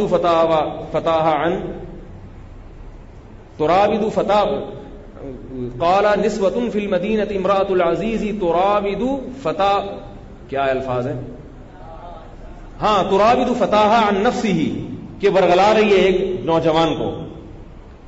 تو شہر کی عورتوں نے یہ کہنا شروع کر دیا کہ بادشاہ کی بیوی ہو کے کس پہ عاشق ہو رہی ہے, گھر کے نوکر پہ, گھر کے غلام. ارے بھائی تو عاشق ہوتی تو کسی فلم کے ہیرو پر ہو جاتی, اس زمانے کی جو بھی فلمیں ہوتی ہوں گی, یا کوئی شہزادے پر عاشق ہو جاتی. کس پر ہوتی؟ اس کی مثال بالکل ایسے جیسے کسی کو گھر میں کام کرنے والی ماسی پہ عشق ہو جائے, تو لوگ کیا کہتے ہیں, کیا مارکیٹ میں عورتیں کم ہیں عشق کرنے کے لیے, اپنے گھر کی ماسی پہ عاشق ہو گیا, وہ ذلت محسوس کرے گا نا. تو شہر کی عورتیں کیا کہہ رہی ہیں کہ یہ جناب بادشاہ کی بیوی ہو کے عاشق کس پہ ہو رہی ہے؟ غلام پہ عاشق ہو رہی ہے. تیرا اتنا ہینڈسم بادشاہ ملا ہوا ہے تجھے, ٹھیک ہے چلو گورنر پہ ہو جاتی, اول تو ہوتی کیوں, تیرا تو میاں ہے. تو لیکن اگر ہونا بھی تھا چلو ہم سے مشورہ تو لے لیتی, ٹھیک ہے نا, وہ سب یہ کہنا چاہ رہی تھی. تو اب وہ انہوں نے کیا کہا, اب اس کو ذلت محسوس ہے. بس یہ واقعہ سنا کے میں بیان ختم کرتا ہوں. اب بادشاہ کی بیوی کو اپنی انسلٹ محسوس ہوئی کہ یار یہ مسئلہ خراب ہو گیا, میرے اوپر ایسی ایسی تہمتیں لگ رہی ہیں. تو اس نے کیا کہا کہ میں یوسف کی زیارت کرواؤں گی, ان کو پھر مشورہ دوں گی. تو قرآن کے الفاظ ہیں, مختصر سنا رہا ہوں کہ وہ دعوت دی اور سب کو بٹھایا, ہاتھ میں ان کے چھریاں پکڑا دیں اور یوسف علیہ السلام سے کہا کہ یہاں سے نکل کے جاؤ. یوسف علیہ السلام جیسے ہی وہاں سے گئے ہیں, قرآن کے الفاظ کے ہیں قُلْنَا حَاشَ لِلَّهِ مَا هَذَا بَشَرًا, کہ اللہ کی قسم یہ انسان نہیں ہے, اور مبہوت ہو کے اپنے ہاتھ زخمی کر دیے, ہاتھوں پہ چھریاں چل گئیں, پتہ ہی نہیں چلا تھا سیب کاٹ رہی ہیں کہ ہاتھ کاٹ رہی ہیں, ایسے ہی مبہوت ہو گئی. حدیث میں آتا ہے کہ نبی صلی اللہ علیہ وسلم, صحیح حدیث ہے, آپ معراج کی رات حضرت یوسف علیہ السلام سے ملے. جب نبی صلی اللہ علیہ وسلم نے یوسف علیہ السلام کو دیکھا تو فرمایا جتنا حسن اللہ نے اس کائنات میں تقسیم کیا ہے نا انسانوں میں, اس میں سے آدھا اکیلے یوسف علیہ السلام کو دیا ہے. یہ اللہ کا ایک معجزہ تھا, یعنی اللہ کی طرف سے یوسف علیہ السلام کو ایک معجزہ, اکیلے وہ آدھا کس کو دیا ہے؟ یوسف علیہ السلام. تو کیا یعنی کیا حسن ہوگا. تو وہ انگلیاں کاٹ ڈالی اور پھر کہنے لگی ذالکن الذی لمتننی فی, یہ ہے وہ نوجوان جس کے بارے میں تم مجھے کہتی تھی, مجھے ملامت کر رہی تھی. اب شیر ہو گئی نا کہ بھئی اب تو میرا حق ہے عشق کرنے کا, ایسا اللہ نے حسن دیا اسے. تو پھر وہ کیا, وہ تمام عورتیں مل کر یوسف علیہ السلام کو ورغلانے لگی. کتنی بڑی آزمائش ہے. اب تو انسان کہتا ہے, اور پھر دھمکیاں بھی دینے لگی کہ اگر تم نے بات نہ مانی جیل میں بھجوا دیں گے. کوئی اور ہوتا کیا کہتا, بھائی اب تو میں مجبور ہوں یار, جیل میں کون جائے گا یار, یہی ہوتا نا. یوسف علیہ السلام نے, یہ میں بتا رہا ہوں زنا کتنی گندی اور غلیظ چیز ہے. یوسف علیہ السلام کیوں دور بھاگ رہے ہیں؟ انہوں نے کہا ایک دفعہ یہ دھبا لگ گیا, ایک دفعہ یہ زنا کا دھبا لگ گیا تو دامن کیا ہو جائے گا؟ داغدار. ایک دفعہ بھی نہ لگے یہ دھبا زندگی میں. جن لوگوں نے کبھی زنا نہیں کیا ان کو اللہ کا واسطہ دے کے کہتا ہوں, اللہ سے دعائیں مانگا کرو, اے اللہ اس دامن کو پاک دامن کر کے ہی قبر میں لے جانا. اور جن سے ہو گیا ہے تو توبہ کر لیں گڑ گڑا کے, اللہ جو ہو گیا اب آئندہ کبھی بھی نہیں ہوگا. تو پیغمبر بچا رہے ہیں اپنے آپ کو, اس لیے کہ بہت ہی غلیظ گناہ ہے, معمولی نہیں ہے, تبھی تو اتنی کوشش کر رہے ہیں. تو اللہ سے دعا کیا مانگ رہے ہیں؟ رب السجن احب الی, میں جو شادیوں پہ چیختا ہوں نا, مجھے شوق نہیں ہے آپ کو عیاشیاں کرانے کا, میں اس لیے چیختا ہوں کہ یہ نہیں ہوگی تو زنا ہوگا, جو کہ ہو رہا ہے, اس لیے بولتا ہوں آپ لوگوں کو. تو اور آپ سے اس کے کوئی پیسے نہیں لیتا, نہ مجھے اس کے کوئی پیسے ملتے ہیں, بدنامی الگ ہوتی ہے. لوگ ہر دفعہ گھما پھرا کے ادھر لے آتا ہے, بدنامی الگ ہو رہی ہے. تو کیا کریں بھائی, لوگوں کے حالات دیکھ رہے ہیں نا. تو یوسف علیہ السلام کیا کہہ رہے ہیں؟ رب السجن احب الی, اے اللہ جیل جانا مجھے محبوب ہے, میں جیل برداشت کر لوں گا. جس گناہ کی دعوت دے رہے ہیں اللہ تو بچا لے. وَإِلَّا تَصْرِفْ عَنِّي كَيْدَهُنَّ, اے اللہ اتنی شدید آزمائش میں ہوں, اتنی ساری عورتیں, اور وہ ظاہر ہے وہ اونچے خاندانوں کی عورتیں تھیں, اونچے خاندانوں کی اکثر خوبصورت بھی ہوتی ہیں. تو یہ اتنی بڑے بڑے خاندانوں کی عورتیں مل کے مجھے دعوت دے رہی ہیں, اے اللہ اگر تو نے مجھے ثابت قدم نہیں رکھا تو میں بھی ان کی طرف مائل ہو جاؤں گا, بچا لے مجھے. اور میں جیل والے آپشن کو قبول کرتا ہوں, جیل بھجوا دے. اللہ کیا فرماتے ہیں کہ اللہ نے ان کی دعا قبول کی اور زنا سے بچا لیا. ثم بدا لهم من بعد ما رأوا الآیات لیسجننه حتی حین, پھر نتیجہ کیا نکلا کہ ان عورتوں نے کہا کہ اگر ان کو جیل نہ بھجوایا تو یہ جو ہم نے زنا کی ان پر تہمت لگائی ہے, لوگ ہمیں اس تہمت میں جھوٹا سمجھیں گے, بولیں گے اگر اس نے بدکاری کی نیت کی تھی تو یہ ابھی تک گھومتے پھرتے کیوں نظر آ رہے ہیں. تو ان عورتوں کو اپنی عزت اس میں محسوس ہوئی اور بادشاہ کی بیوی کو کہ ان کو جیل بھجوا دو ورنہ لوگ ہماری بے عزتی کریں گے کہ بھئی ایک طرف تم یہ کہہ رہی ہو کہ انہوں نے دست درازی کی ہے, دوسری طرف ان کو سزا بھی نہیں دے رہی. تو بعض دفعہ کوئی مجرم نہیں ہوتا مگر اس کو سزا اس لیے دی جاتی ہے یہ ثابت کرنے کے لیے کہ واقعی یہ مجرم ہے، حالانکہ پتا ہوتا ہے کہ مجرم نہیں ہے. بھائی وہ لوگ کہتے ہیں نا یہ اتنا بڑا مجرم ہے تو دندناتا کیوں پھر رہا ہے. تو جب تہمت اس لیے یاد رکھو جھوٹی تہمتیں جب لگتی ہیں نا تو پھر وہ ضرب ہوتی چلی جاتی ہیں، پھر انا کا مسئلہ بن جاتا ہے. اور اس سے بھی پتہ چلتا ہے کہ خواتین کی تہمتوں پہ یقین مت کیا کرو. میں یہ نہیں کہہ رہا خواتین جھوٹی تہمتیں لگاتی ہیں، مگر جھوٹی تہمتیں لگاتی بھی ہیں، بہت کثرت سے ایسا ہوتا رہا ہے ہمیشہ. آج ذرا سا کوئی ہوتا نا کسی کی عزت کا جنازہ نکالنا ہو کوئی خاتون کسی پر، یہی وہ ابھی پی ٹی آئی میں ایسا ہوا، اس نے بول دیا عمران خان کے بارے میں بول دیا یہ میسج بھیجیں، لوگوں نے اس کو ایک ایشو بنا لیا، وہ اس کو عمران خان کی ایسی کی تیسی کر دی. ٹھیک ہے، وہ تو اتنا اس کو بے عزتی محسوس نہیں ہوئی عمران بھائی کو، انہوں نے کہا یار یہ چلتا ہے مارکیٹ میں اگر لکھ بھی دیا تو کیا. لیکن اگر اسی کی جگہ کوئی عالم ہوتا، میں اس پہ کوئی تہمت نہیں لگا رہا، میں یہ نہیں کہہ رہا کہ برا آدمی ہے، لیکن یہ کہ اس نے بڑے ٹھنڈے پیٹوں برداشت کر لیا. اصولی طور پر ایسے موقع پر عورت کا کرپٹ ہونا لازم آتا ہے، عورت کا کرپٹ ہونا لازم آتا ہے کہ اگر تیرے ساتھ ایسا کیا بھی تھا تو اس کو ہائی لائٹ کرنے میں زیادہ بے عزتی کس کی ہے؟ عورت کی بے عزتی زیادہ ہے نا. اور دوسرا اس نے فری کرایا ہوگا تو اس نے کچھ میسج بھیجا ہوگا نا، ورنہ عام آدمی کسی خاتون کو میسج اتنے آرام سے نہیں بھیج سکتا، اس کو پتا ہوتا ہے کہ آگے سے کچھ بھی ہو سکتا ہے. اس نے فری کرایا ہوگا تو یہ میں اس کی ریحام خان کی بات نہیں کر رہا بھائی، وہ سوری وہ کون ہے اس کی بھی نہیں جو مارکیٹ میں چل رہی ہے، جو بھی ہے بہرحال ہمیں کیا. تو اصولی طور پر یہ ہوتا ہے کہ بعض خواتین کی عادت ہوتی ہے پہلے مردوں کو فری کراتی ہیں. وہ ہمارے تو پاس ہر قسم کے کیس آتے ہیں، میرے پاس لڑکوں کے کیس آتے ہیں، حضرت وہ مجھے بھی ہاں کر رہی تھی، میں بھی فری ہو گیا، میں نے تھوڑا سا ہی ہوگا تو گالیاں آ گئی نا لکھ کے. ایسے خدا کی قسم ایسے کیسز آئے ہیں. لڑکا شریف شرفا اس سے کوئی فری کرا لیا، وہ بیچارے پہ شیطان غالب آ گیا، وہ بھی تھوڑے سے سنک گئے. ٹھیک ہے، سنکانے والی یہ تھی، وہ تھوڑے سے سنک گئے، اب زیادہ فری ہوئے، ایسی کی تیسی کر دی، تم انسان ہو. یہ تو وہ میرے پاس روتا ہوا آیا، تو میں نے کہا تمہیں پتا ہے کہ جب مارکیٹ میں اس قسم کی چیزیں چل رہی ہیں تو تمہیں نہیں سنکنا چاہیے تھا، لیکن غلطی کس کی ہے؟ اب وہ عورتیں اس کے میسیجز نکال کے فیس بک پہ اگر ڈال دے، اس بیچاری کی تو عزت کا جنازہ نکل تو گیا کام سے. تو اتنی جلدی عزتوں کے جنازے نہ نکالا کرو، اور خواتین کے کہنے پر اتنی جلدی نہ آیا کرو. میں یہ نہیں کہہ رہا کہ لازمی بعض دفعہ صحیح کیسز بھی ہوتے ہیں، لیکن پہلی بات تو کہ شریعت نے کسی کے ذاتی معاملات میں پڑھنے کی ہمیں اجازت دی نہیں. اس نے کس کو چھیڑا ہم سے نہ قیامت میں سوال ہوگا نہ دنیا میں. جو جس کو چھیڑ رہا ہے اپنے خرچے پہ اگر چھیڑ رہا ہے اللہ اس سے حساب لے لے گا.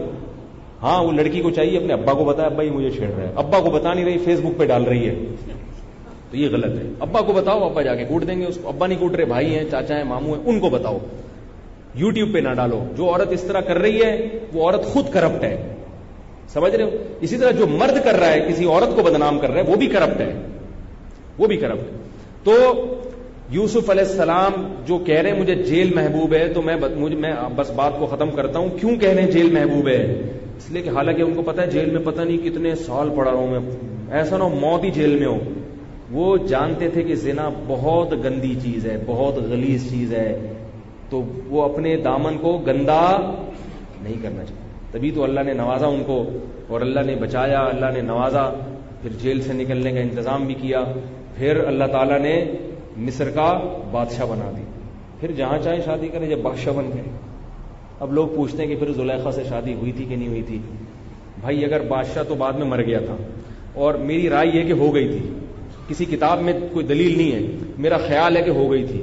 اس لیے خیال ہے کہ پہلی بات تو یہ کہ بادشاہ تو مرا تھا، کیونکہ مصر کے بادشاہ یوسف علیہ السلام بن گئے، ظاہر ہے اصل بادشاہ مر گیا ہوگا نا، بادشاہ بھی مر گیا تھا. اس کی بیوی بھی بیوہ ہوئی تھی. اب ایک اشکال ہو سکتا ہے بیوی پہلے مری ہو، ایسا مارکیٹ میں بہت کم ہوتا ہے. اکثر بیوہ ہونے کی رپورٹیں آتی ہیں، مردوں کے رنڈوے ہونے کی رپورٹیں بہت کم آتی ہیں. یہ صدیوں سے چلا آ رہا ہے. آج بھی دیکھ لو آپ کہ بندہ پہلے مرے گا، اللہ ماشاء اللہ کہیں کہیں اس کے خلاف ہوتا ہے. بندہ پہلے مرتا ہے، وہ کیوں مرا، ٹینشن سے مرا، کیا ہوا، ہم اس گہرائی میں نہیں جاتے. لیکن جب تک بندہ مرتا نہیں ہے خواتین اتنے آرام سے جاتی نہیں ہے دنیا سے. اس کی ایک وجہ یہ بھی ہوتی ہے کہ ان کی عمر کم، ان کی زیادہ، لیکن اور دوسری وجوہات پہ بھی کبھی تنہائی میں بیٹھ کے غور کیجیے گا، ٹھیک ہے نا. تو لگتا ایسا ہے کہ زلیخا نے اتنی ٹینشن دی ہوگی اس میاں کو کہ وہ میاں دار فانی سے کوچ کر گئے. اب ظاہر ہے جب کوچ کر گئے تو اس کے لیے اسلام قبول کرنے میں کتنا ٹائم لگا ہوگا زلیخا کو, اور پہلے تو غیر مسلم سے نکاح بھی جائز تھا, تو پھر ہو گیا ہوگا نکاح. تو اب حلال طریقے سے اللہ نے یوسف علیہ السلام کو دے دی ہوگی, نہیں بھی دی ہوگی تو ایک سے ایک مصر میں. اس زمانے میں تو 4 سے بھی زیادہ کی اجازت تھی, اور پیغمبروں کی سنت یہ رہی ہے کہ وہ نکاح کی ہمیشہ کثرت کرتے ہیں. تو اللہ نے قرآن میں اسی لیے کہا کہ جو جن کا نکاح نہیں ہوا وہ زنا مت کریں, پاک دامنی سے رہیں, بدنظری سے بچیں, ان قریب اللہ انتظام کر دے گا. اللہ نے امید دلائی ہے سورہ نور میں. تو اس لیے اپنے آپ کو اس گندگی غلاظت سے بچاؤ, دنیا بھی سکون سے گزرے گی اور اللہ کا عرش کا سایہ بھی ملے گا. اور چھوٹی سی آخری بات, زانی کی زندگی میں سکون نہیں ہوتا, یا اس کی جو گھریلو زندگی ہے نا وہ تباہ ہو جاتی ہے. گھریلو زندگی تباہ ہو جاتی ہے. ایک تو بیوی سے محبت نہیں رہتی اس نے, کیونکہ ایک دفعہ جب زنا کرتا ہے تو پھر بار بار کرتا ہے. تو جو آدمی اتنی عورتوں کا عادی ہو گیا اس کو بیوی اچھی لگے گی, اس کو تو بیوی تو پرانا ماڈل لگے گا, یار یہ کیا مصیبت پالی ہوئی ہے میں نے. جب بیوی کی محبت نہیں ہوگی گھر میں, دل میں, تو پھر کیا ہوگا, اولاد کی صحیح تربیت, گھر میں دل ہی لگے گا. جس کا گھر میں دل لگتا ہے تو بچے صحیح سدھرتے ہیں. کتنے مرد ہیں گھر میں ٹائم ہی نہیں دے رہے, شارٹ ہی رہتے ہیں ہر وقت مارکیٹ سے, بچوں کو محبت ہی نہیں, کبھی بچوں کو پیار کرنے کی نوبت نہیں آتی, تو بچے بگڑ جاتے ہیں, باغی ہو جاتے ہیں. تو گھر میں آتے ہیں تو پھر لڑکیوں سے SMS پہ باتیں شروع, پھر بھی بچوں کو ٹائم نہیں دیتی. یہ سب کچھ ہو رہا ہے گھروں میں. دوستیاں, جب ظاہر ہے دوستیاں لگاتا ہے تو زنا بھی کرتا ہے پھر, تو اس کی گھریلو لائف کیا ہوتی ہے, تباہ ہو جاتی ہے. اور تھوڑے دنوں میں یہ زنا کی طاقت بھی ختم, کیونکہ اللہ نے انسان کو محدود طاقت دے دی ہے. ساری زندگی کوئی بھی جوان نہیں رہ سکتا. پھر گولیاں کھانے پر آ جاتا ہے تھوڑے دنوں میں, گولیاں کھا کے گردے خراب کر دے گا, پھیپڑے خراب کر دے گا, اور پھر برین ہیمریج سے مر جائے گا. لوگ تو کہیں گے حضرت دار فانی سے پتہ نہیں کس وجہ سے کوچ کر گئے, اللہ کو پتا ہوگا کہ یہ کس وجہ سے کوچ کر کے گئے. تو وہ اس یہ حالات ہو جاتے ہیں. اس لیے دنیا بھی تباہ, اور جو زنا سے بچتا ہے اس کی گھریلو لائف بہت اچھی. اتنا اس کو سفر پہ جائے گا تو پھر گھر کی طرف بھاگے گا, یار گھر یاد آ رہا ہے. بہانہ بچوں کا ہوتا ہے, بچے یاد آ رہے ہیں, معاملہ کچھ اور ہوتا ہے. تو یہ بھی اچھی نعمت ہے نا, اللہ کی نعمت ہے اللہ کی. تو اس لیے جو زنا سے بچنے والے, لڑکیوں سے دوستیوں سے بچنے والے, وہ گھریلو لائف میں بڑے خوش و خرم زندگی گزارتے ہیں. جن کو زنا کی یا لڑکیوں سے دوستیوں کی عادت پڑ گئی, گھریلو زندگی تباہ, تھوڑے دن کی عیاشی, اس کے بعد تباہی. اور بچوں کی دل سے بھی باپ کا وقار نکل گیا. بچہ تمیز سے بات ہی نہیں کرتا باپ سے, بولتا ہے اس کا کردار ہی ٹھیک نہیں ہے, کیا بات کرے گا اس سے. بچے بھی پھر ایسے ہی ہو جاتے ہیں. تو یہ ہوتا ہے. اللہ تعالی ہم سب کی حفاظت فرمائے.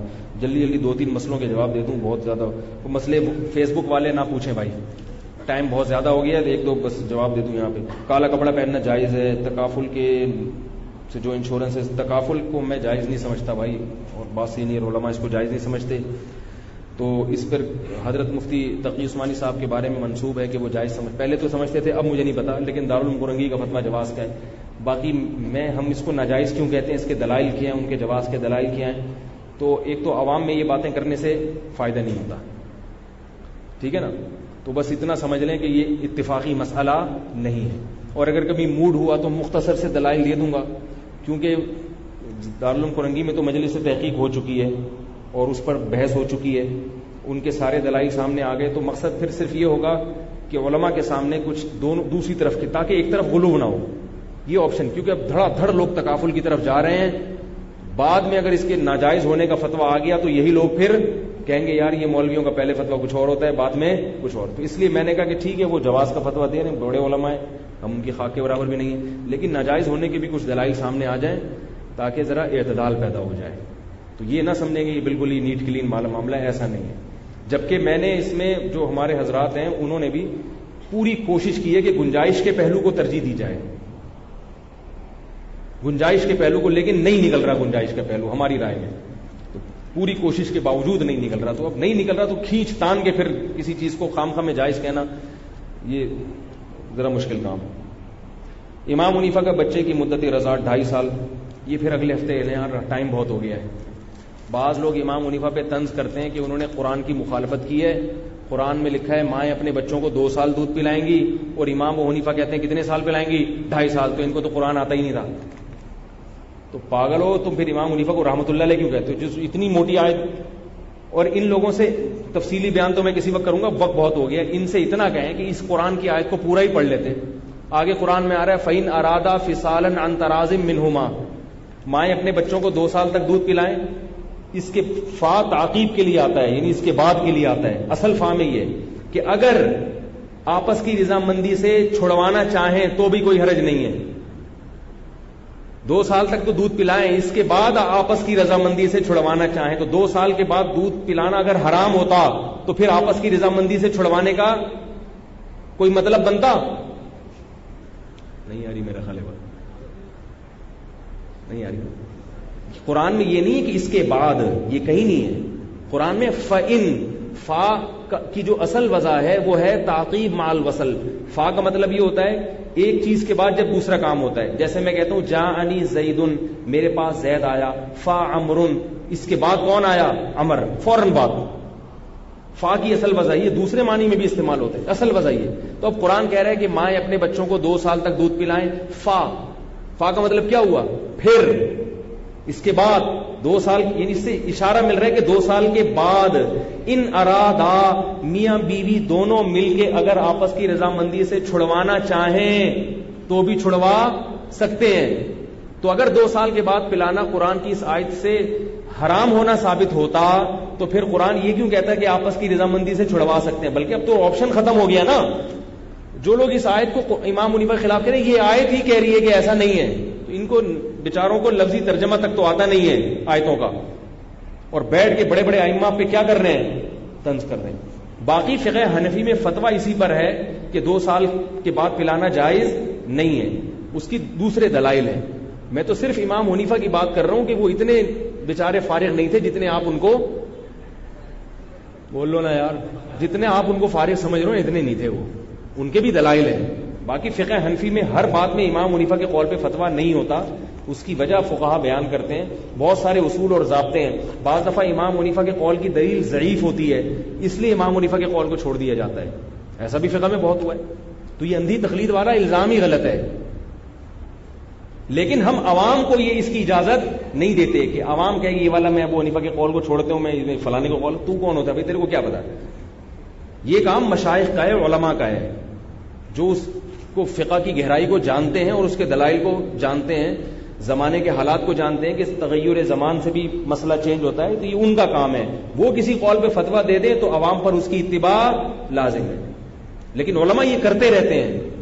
کل کسی نے طنز کیا کہ سعودی عرب کے علماء تو کبھی ابو حنیفہ کے قول کو بھی لے لیتے ہیں اور آپ تو ابو حنیفہ ہی کو پکڑ کے رہتے ہیں. یعنی وہ اپنے امام کے قول کو چھوڑ دیتے ہیں. انہوں نے بعض مسائل میں امام حنیفہ کے قول کو لیا ہے، اپنے امام کے قول کو چھوڑ دیا، اور یہ بر صغیر کے علماء اسی کو چپکے رہتے ہیں. خود ہی الزام لگاؤ اور خود ہی اس پہ طنز کرو. بھائی حنفیہ نے بھی چھوڑا ہے ایسے، ٹھیک ہے نا، حنفیہ کے پاس بھی اس کی مثال ہے. لیکن ہم یہ کہتے ہیں کہ جیسے سعودی عرب کے علماء یہ کہتے ہیں کہ عوام کو اس کی اجازت نہیں ہے کہ عوام خود فیصلہ کرے.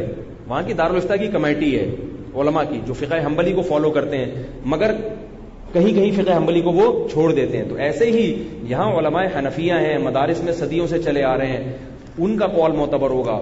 وہ کہیں کہیں امام حنیفہ کے قول کو بھی، بولو بھائی، فتاوی عالمگیریہ جو فقہ حنفی کی کتاب ہے لکھی گئی ہے بر صغیر میں، اس میں جگہ بہت سارے مسائل میں امام حنیفہ کے قول کو ترک کر دیا ہے.